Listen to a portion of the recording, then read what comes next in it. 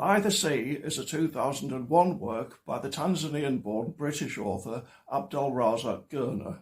Gurnah came to Britain as a student in 1968 and went on to become a distinguished English professor at the University of Kent. He won the Nobel Prize for Literature in 2021.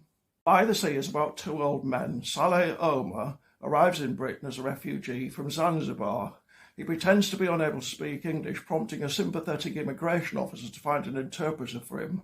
A Zanzibaran former refugee, now University of London academic called Latif Mahmoud.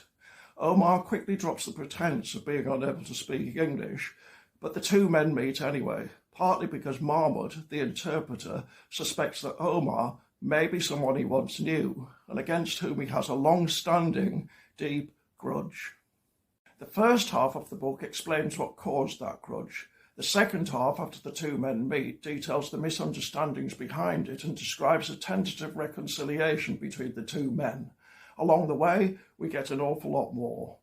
Apart from being about the plight of the refugee and the legacy of colonialism, By the Sea is about the intermingling, some might say inextricable confusion, of biography and history, and the near impossibility of making full moral sense of that process, whatever we might choose to call it, given the frequency with which perpetrator and victim often change places, plus the unreliability of memory and planning, plus the difficulty of knowing who anyone else really is, given that we only encounter them in temporal segments, of which there aren't usually enough.